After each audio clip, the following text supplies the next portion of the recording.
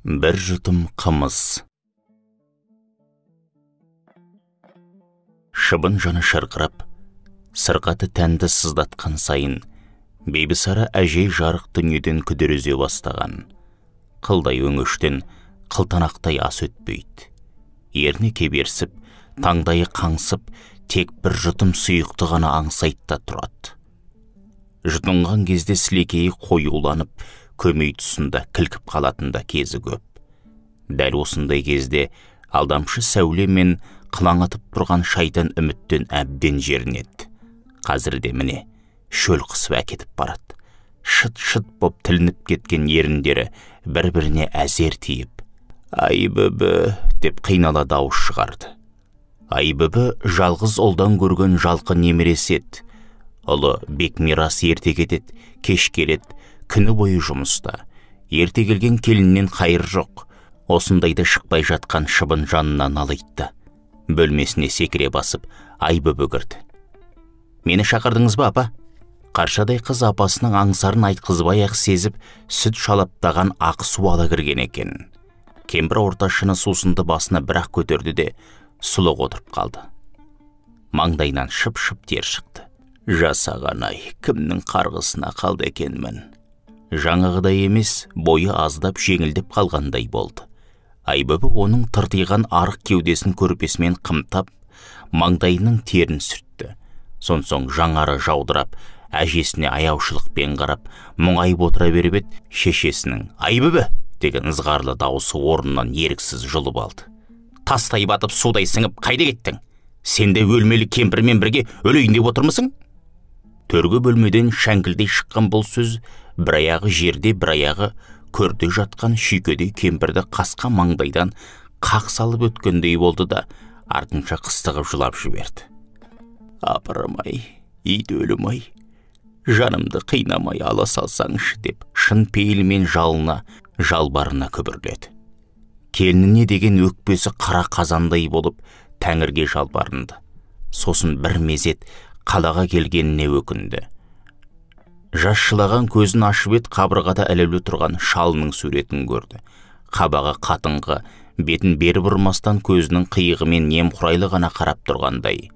Бекмирасы елге барып қалаға көшіріп әкететін күні марқұм шалы түсіне кіріп, «Өз отыңды өшіріп қайда барасың? Басқаның алтындағы өз ошағыңдай бола ма?» деп тым қажи сөйлеген әлі есінде.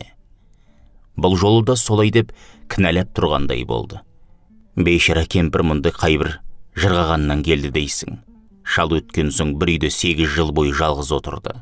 Онда да күндіз түні жалғыз ұлдың тілеуін тілеп, соны дәтке қуат қып, қара шаңырақты күзетіп қала берген. Ел іші алтын бесік емес пе, ауылдың қара сирақтары бияна деп құрақ ұшып, бірі отынын әкеп, бірі суын тасып дегенде жалғызсыратпап еді. Амал не? Бекмирасы түйе боталағандай ауылға келген сайын қалаға көштеп, қолға салуын қоймады. Бірақ бұл әуелде кір жуып, кіндік кескен жерін қиып кете алмады.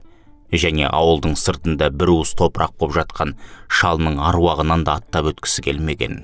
Жаман айтпай жақсы жоқ, егер қара жер тартып, көз жұмғандай күн туса, сол қара шалының қасына томпая кетіпді ойлағаны рас. Сөйтіп үкімет берген пенсиясымен шал екеуінің тірнектеп жинаған азғантай дәулетін талғажа өтіп отыра беретін еді. Қырып кеткір осы қу кесел аяқ асты жабысты да, күн өткен сайын қаңқыл-саңқылы көбейе бастады. Ұлы көшіруге барған жолы «Ойпырмай апа, неғып жүдеп кеткенсіз» деп шошына сөйлегені бар. Ақыр міне жазмыштан озмыш жоқ деген осы болды. Кемпір бір сәт қарсы алдындағы қабырғада ілулі тұрған келіні Марияның суретіне көзі боталай қарады. Қандай әдемі! Толқынды қара шашы, кең маңдайын жиектей төгіліп, жұп-жұмыр мойынды қытықтай төмен құлапты. Ұшы сәл сүйірлеу, қыр мұрынның астынан қаймыжықтай жұқа еріндері шалқасынан туған жаңайдай қиылып тұр. Бәрі де көзге сүйкімді ақ. Тек анау құйрығы қиыла біткен сілеусін көздерінен ғана бір белгісіз салқындық байқалатын секілді. Неге екені белгісіз, кемпірдің кәрі жүрегі кенет дір ете қалғандай болды. Сосын көзін жұмған күйі тағы да өткен күндерін еске алды. Ол кезде осы келіні мен ұлы екеуі де жалаң аяқ студент болатын. Ішер ас, киер киімге қазіргідей молшылық қайдан болсын. Шалы екеуі жылдар бойы тірнектеп жинаған 10 шақты домалақты келіннің қолына салғанда: «Құдай-ау, өз қажеттеріңізге жаратсаңыздаршы, бұны біз қайтпекпіз» деп тартылғанда, бұл: «Ал қарағым ал, бұл сендердің несібелерің ғой» деген. «Дүние жинағанша білім жина» деген сөз бар апа. Екеуміз ел қатарлы жүріп жатырмыз деген сонда тағы. Бұған шалы екеуі қатты қуанып, іштей шүкіршілік еткен. Кейін осыдан 3 жыл бұрын қалаға келгенде киім кешегінің арасына ораған және бір дорба ақшаны шығарып келіннің алақанына салғанда, ол сәл иіліп келіп, бұның бетінен шөп-шөп сүйіп: «Апау, мұншама дүниені мен қайтем, бірақ мирас жаяу салпақтап жүрет, жарайт, аяқ артар бірдеме алар» деп емен жарқын ашыла күліп еді. Оның бұл күлкісі кемпірдің бүкіл жүйесіне қан жүгірткендей болған. Енді ойлап отырса, сол келіннің сондай әдемі күлкісін бұл жазған небәрі 2-ақ рет көрген екен. 2 ретінде де тек ақшамен ғана күлдірген екен. Әлбетте, адамның бүкіл мінезі көзінде тұрама қалай.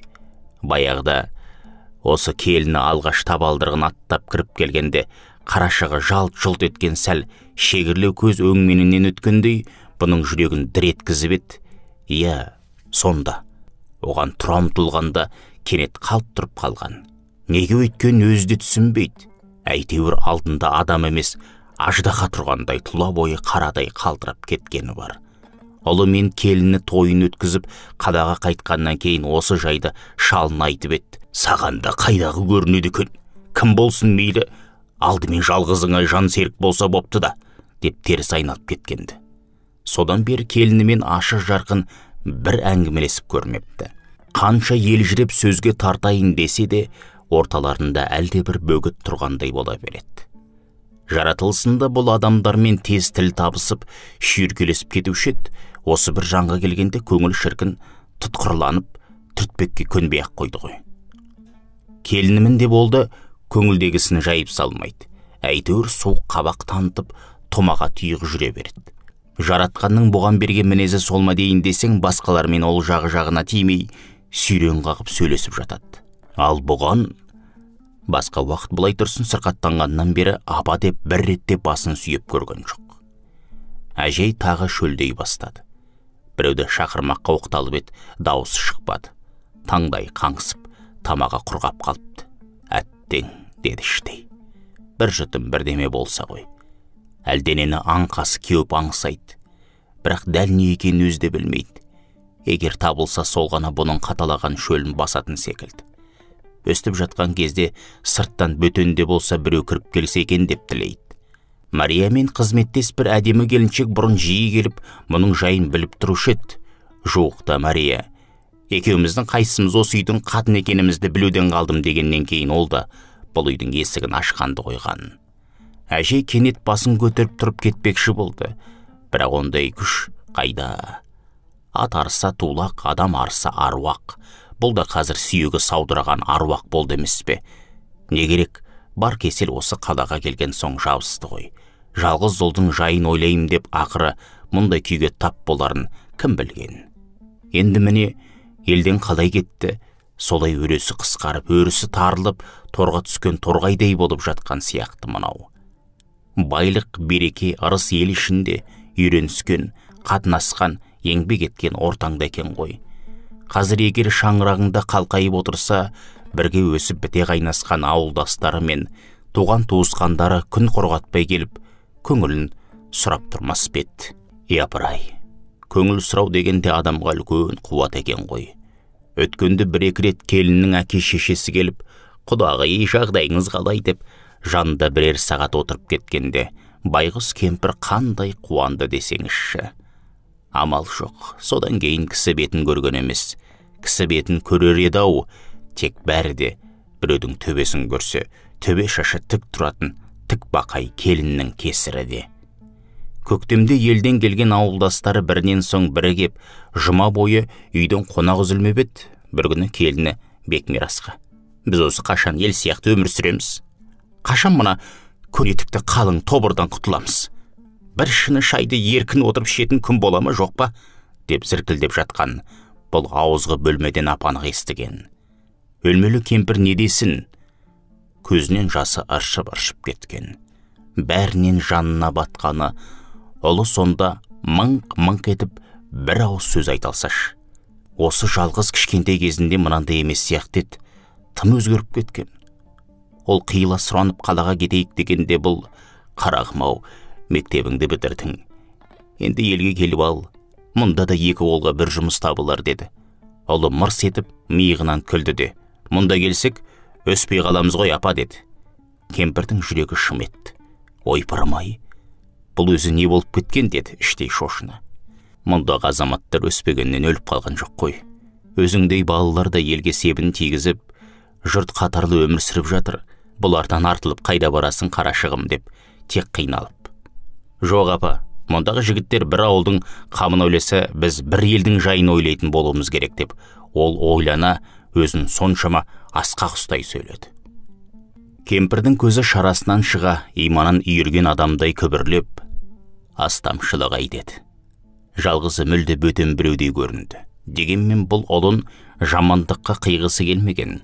Жан жүйесін жайлаған астамшылық атты аурудан жалғызын арашалап алып қалудың жолын таппай, жүрегі шырқырап тұр.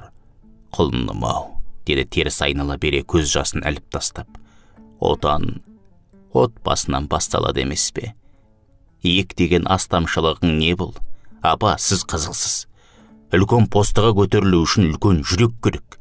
Мен өз күшіме сенбесем, бұлай демес едім, деп ол есе бермеді. Уа балам, тек адал жолмен жүрсең болды да, деді әжей күрсініп. Адал болсаң адамдар саған қорған болар. Өмірде арамдық, қара құйрықтық, қулық сұмдық еткен адамның ісі оңып көрген жоқ. Сонда ол арқасына ер батқан аттай белі былқ ете түсті де, жанарында әлде бір жасанды жалын ойнап: көлеңкесіз кісі көргем жоқ, әділ болған әкем бір ауылдан асты ма деген беті бүлк етпей. Бұл үйдің есігін ашатындар әлгі бір жоғарғы жұмыстағы 3 азамат. Арақ ішіп бірін-бірі қолпаштап, көлгірсей мақтайдай кеп, соң арқаларынан қағысып қарқ-қарқ күліп шығып кетеді. Соның күшімекен Бекмирас қарапайым инженерліктен бастыққа, одан жыл өте бере әлгі бір бастау органның бастығына көтеріліпті.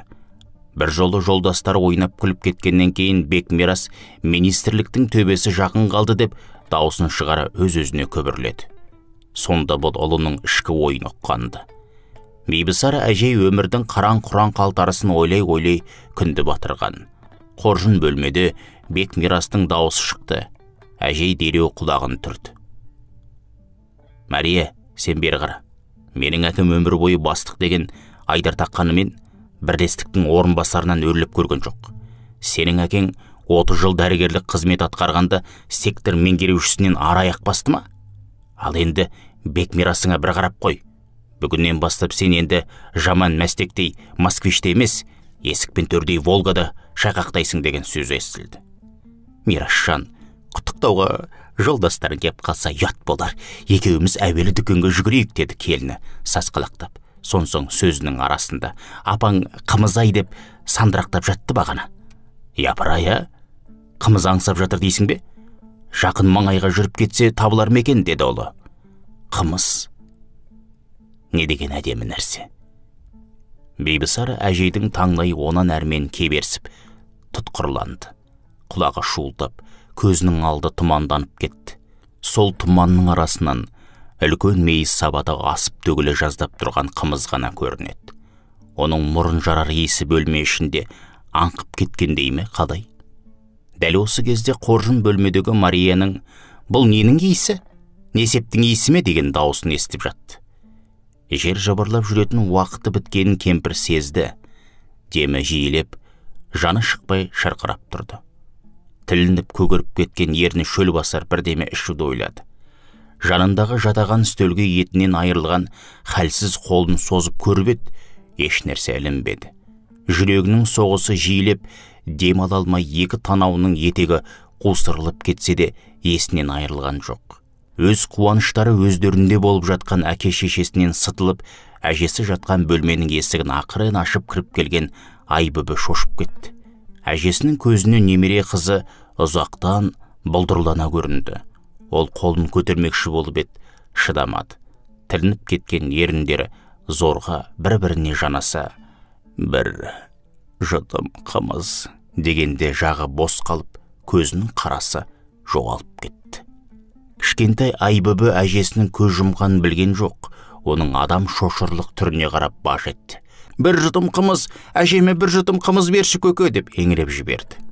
Оның дауысын естіп сасқалақтап келіні мен ұлы келді. Бибісара әжейдің бетіндегі әжім мен шөлдеп тілініп кеткен ерінде аңсары ауып, мәңгі бақи шөлі қанбай кеткен белгі тұр. Қаржаубай Сартқожаұлы. Оқыған Қуат Ахметжанов.